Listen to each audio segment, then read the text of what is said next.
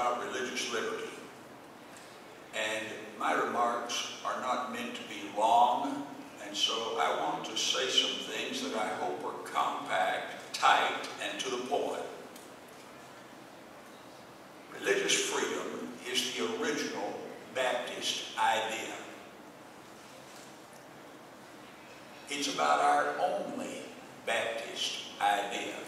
Now that does not impoverish us. That's the singular thing that was Baptist. Thomas Helgers, Roger Williams, Isaac Backus, John Leland, George Truitt, J.M. Dawson, all wrote, preached, and lived to get religious liberty. And when they were at their best, they wrote to get it and to give it. Baptists began poor and oppressed. We were the underclass. Time and the disciplines of good religion have made Baptists no longer an underclass. Baptists are many, and Baptists are now prosperous. Our change in the larger culture from a despised to an accepted status has brought changes to us. We didn't just change in the larger culture. We changed in our heads. Our freedom is no longer a thing that we strive for. It's a thing we possess. And since it's been possessed for several generations, among some it is taken for granted, and among others it is almost a forgotten idea. Some who call themselves Baptists have become suspicious of freedom. They think freedom is really a code word for liberalism. And so when people ask for freedom, it's interpreted in some quarters as something other people dread. And so those people have created texts and creeds that cramp freedom and recreate the theological coercion that called Baptists into being 400 years ago this year. Such people do not know the Baptist spirit. A Baptist believes God's people are competent. A Baptist believes you can be optimistic about handing ordinary people the Bible or the church. They will not misuse it. They will not abuse it.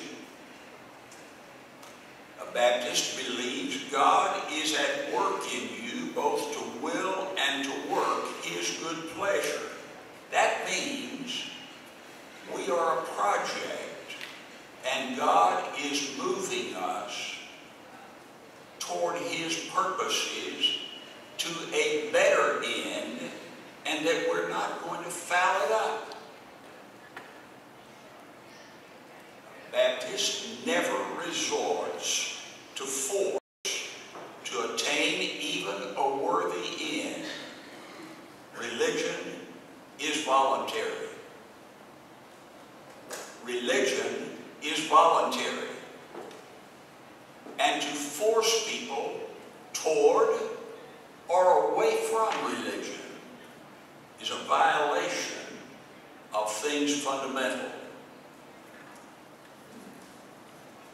So a Baptist believes freedom is more likely to lead to good than evil. That idea is worth hanging on to. The cause ABP keeps before us, that is religious liberty, is worth more than career or success. Students, that idea is worth hanging on to. Religious liberty is worth more than career or success.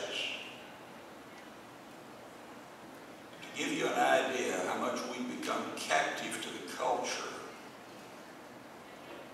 Our profession is very interested in career and success, but let's do a little prioritizing. What's more important? So, religious liberty is our first cause. And in the present environment, we need to break it out, shine it up, hold it high. That's who we are when we're in touch with the people who began the whole movement. Again, I want to say thank you to the board of ABP. I wish Mark Knox were here. I'd like to thank him. Bill and Jeannie were present when he was there last year. On this day, I will remember that day, and I am grateful again